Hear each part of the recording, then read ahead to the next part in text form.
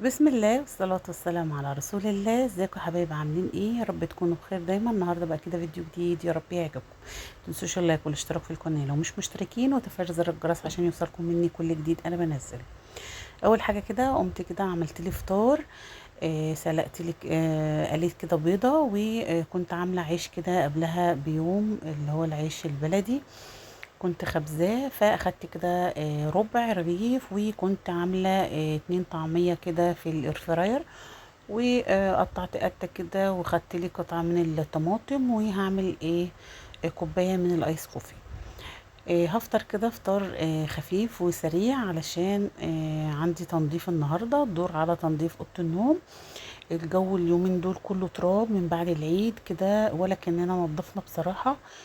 البيت كله تراب، مش عارفة من ايه بصراحة. فقلت كده اخد اوضة اوضة كده، المعها وانضفها، غير فرشتها، وكنت عايزة اغسل سجاد الأوضة. فقلت كده اول حاجة النهاردة هعمل أوضة النوم، لان زي ما انتوا عارفين بتبقى أوضة النوم دي يعني قليلة في الاستخدام، غير عن النوم بس. فقلت ايه انضفها كده اول حاجة، وهي يعني إيه مش بتتوسخ كتير يعني، بس كانت كلها تراب. فقلت اغير بقى الفرشة، واغير كل حاجة فيها، وانضفها تنظيفة كويسة كده محترمة. والتنظيفة دي من بعد العيد. عملت كده كوباية من الايس كوفي بالتلج كده، حاجة كده تبرد كده في الحر اللي احنا فيه، الجو صعب جدا. وقلت كده افطر وادخل بقى على المعركة اللي مستنياني. زي ما انتوا كده شايفين الأوضة كانت زي ما انتوا شايفين كده كلها متبهدلة. فقلت بقى كده ايه اديها كده ترويقة حلوة كده، اروق عليها يعني بمعنى اصح. فهفتح كده اول حاجة الشباك، وابدأ بقى ايه انضفها. هشيل الفرشة، وهي هغير ملاية سرير جديدة، وهي هشيل كمان المفارش اللي هي الفرو دي محسساني اللي فيه حر في الأوضة. وكمان هشيل السجاد ده كنت جايباه على العيد الصغير، فحسيت اللي هو اتبهدل كده شوية. فهشيله برضو، هغسله واحط سجاد كده خفيف علشان لو حبيت اشيله كده وامسح من تحته يبقى خفيف عليا. لكن السجاد ده حطاه تحت الكومودينو كده، و يعني مش طول الوقت بشيله. فقلت احط حاجة كده سريعة اشيلها كده، انفضها واكنس من تحتها والمع. فحطيت كده ملاية نضيفة، وفرشت كده الكبرتاية، وهغير بقى كده المخدات. ولازم كده ايدينا زي ما قلت لكم قبل كده كتير، ايدينا في البيت دايما، واعملي نفسك كده جدول تنظيف الاوض عندك في البيت. النهارده اوضه نوم، اوضه اطفال، فما بيبقاش البيت كله متبهدل، بيبقى حاجه واحده بس بتخلصيها، عشان لو تعبتي ولا حاجه ما تقدرش تكملي مثلا تنظيف، يبقى كل حاجة في أوضة واحدة. وعشان برضو جنب التنظيف بنعمل غدا، بنعمل فطار للولاد، بنعمل حاجة تانية. ف بناخد كده جزء جزء من البيت، عشان يبقى دايما بيتك نضيف وريحته حلوة. فنضفت كده كانت الدور النهاردة على الغرفة دي، فقلت انضفها واشيل كده المفارش اللي هي الفرو دي، عاملة حر جدا في الأوضة. فقلت كده اشيلها واحط مفارش تانية، وزي ما انتوا شايفين تراب كده في كل حتة. فايدينا بقى كده بفوطة كده ونلمع التراب ده كله. فحطيت كده مفرش خفيف كده، و شلت بقى ايه اللي هو الفرو ده، هغسله بقى واشيله لأي بقى مناسبة حبيت اغير فيه برضو احطه. فلمعت كده، والتراب مبهدل الدنيا بجد يعني، مش عارفة ايه ده بصراحة. تراب ناعم كده، والبيت كله نضيف بس كله تراب، مش عارفة التراب ده منين. فلمعت كده وحطيت مفارش نظيفة، وزي ما قلت لكم هشيل الفرشة الأرض، سجاد الأرض ده، وهغسله يعني هغسله. هو كده كام سجادة عندي في البيت، فهغسله بقى كده إن شاء الله. و كده زي ما انتوا شايفين كده نضفت كله. السراحة كمان هشيل بقى كده الارض، وكان الكولمان ده كنت مطلعاه. هحطه بقى كده مكانه، هدخله مكانه، وهشيل بقى ايه السجاد. اهو شلت السجاد، هكنس بقى بالمقشه. هو ما فيهوش اي تراب، يعني ما فيهوش اي حاجه غير ترابه ناعمه كده. كنست كده وشلت التراب، وهمسح كده بالشرشوبه او بالملمعه دي كده. هلمعها كده بشويه من الدوني او الفينيك، وهسيبها بقى تنشف كده، وبعدين هفرش السجاد. اهو شلت كمان سطل الزبالة، نضفته وحطيت السجادة دي. هي مش لون الأوضة، بس هي خفيفة كده، بحب افرشها عشان اشيلها كده، اكنس من تحتها والمع واحطها تاني كده. الأوضة كده زي الفل كده، وبتتنفس كده، وريحتها حلوة. دخلت على المطبخ، كان المطبخ نضيف ما شاء الله. وكنت هنا مقطعه بصل عشان هعمل رز، وكنت نقعه سمك. كنت قمت الصبح بدري قبل الفطار، نضفته ونقعته كده في دقيق وملح وخل وليمون. وقطعت كده بصلة علشان هعمل شوية من الرز الصيادية. والمطبخ هنا زي الفل، أرضية ورخامة ومواعين، كله زي الفل. فقلت بقى النهاردة هعمل سمك.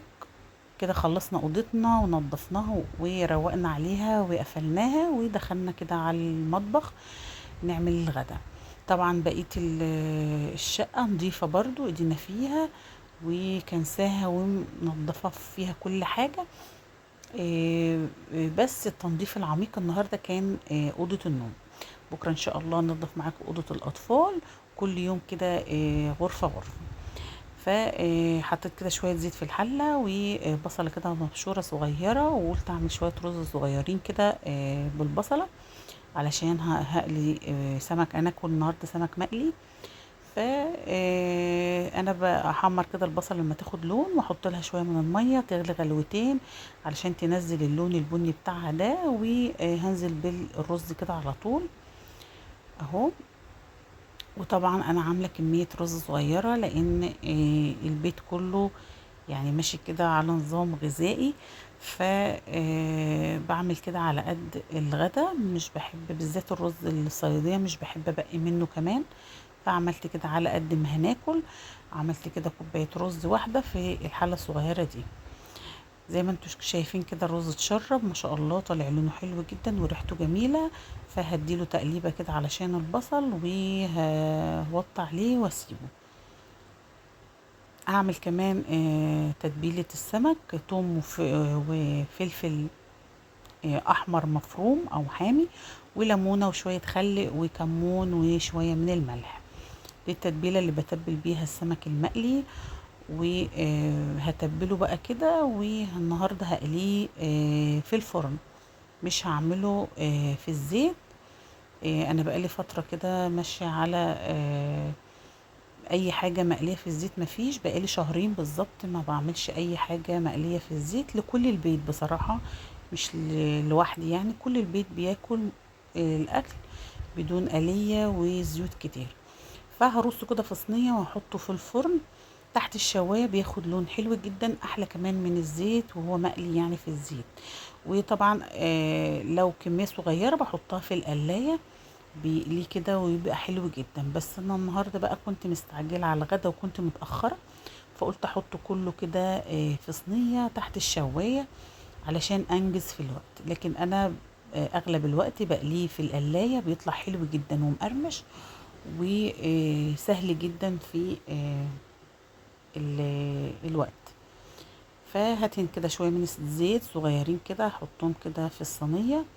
وهبدأ ارص السمك كده بعد ما اتبله في الدقيق. هبدره كده شوية يعني، مش هكتر الدقيق، هبدره كده بس. وهنفض كده الدقيق وهرصه في الصينية. بيطلع حلو جدا ومقرمش، ومش هتفرقيه عن اللي هو مقلي في الزيت. هرص بقى كده كل السمك اللي معايا، وهبدأ ادهن السمك زيت بفرشة كده، بشوية زيت صغيرين كده بالفرشة. هدهن كل السمك اللي معايا كده زي ما انتوا شايفين، حلو جدا علشان يطلع معايا كده حلو ومقرمش. بس كده انا طبعا من عشاق السمك المقلي بصراحة. ف بحبه جدا. فعملته كده في الفرن عشان يعني اكل منه براحتي. فدهنت كده كل الوش السمك بالفرشة بمعلقة من الزيت، وهدخله تحت الشواية لحد ما يتحمر، وبعد كده هقلبه وبيبقى حلو جدا ومقرمش. عملت كمان سمك طبق سلطة حلو كده بالخضار اللي كان موجود عندي، وهركنه بقى على جنب. ركنتها كده على جنب السلطة لحد ما السمك يجهز. كنت هنا خليت كده شوية من الخيار على فلفل، انا بحب الفلفل جدا المخلل، وولادي بيحبوا الخيار، فحطيت كده برطمان صغير كده شوية فلفل على خيار، بملح كده ومعلقة سكر وفص توم، وبركنه كده على جنب. بعد 3 ايام 4 ايام بناكل منه. كان عندي برضو شوية من البتنجان كده صغيرين، فاقشرهم بقى كده وهسلقهم، وهعملهم بتنجان مخلل كده وانا واقفة كده في المطبخ. كنت نقع كمان فول من امبارح، وكنت عايزة اعمل فلافل او طعمية، فزي ما انتوا كده شايفين صفيت كده الفول وحطيت له بصلة وكرات، وكمان ربطة من الكزبرة وفص يعني شوية كده من الثوم المفروم، وهبدأ افرمهم كده واحطهم في التلاجة. وكنت قبلها بيوم كمان عاملة مدمسة فول، ودول مش بيتقطعوا من عندي بصراحة، يعني بعملهم يخلصوا اعملهم على طول، يعني بعملهم في الشهر ساعات مرة وساعات مرتين حسب الاستخدام. فانا بحب اتبلها، يعني احط لها الكزبرة والملح والشطة، وبحب كده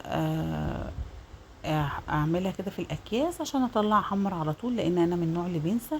فلو سبتها كده من غير ما احط لها ملح والتوابل بتاعتها مش هحط لها، بنسى يعني. فبحب احط الشطة والكزبرة وكمان الملح، وبقلبها كويس وعباها كده في الاكياس على قد الاستخدام.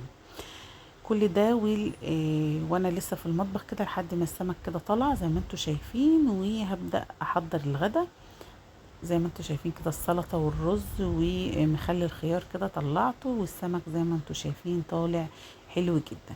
ده كان يومنا النهاردة، وده كان غدانا النهاردة. حاجة بسيطة كده حبيت اشارك معاكم يوم النهاردة وروتيني في المطبخ. يا رب الفيديو النهاردة يكون عجبكم، ويعني استفدتوا بحاجة بسيطة. ان شاء الله اشوفكم في فيديو جديد، والسلام عليكم.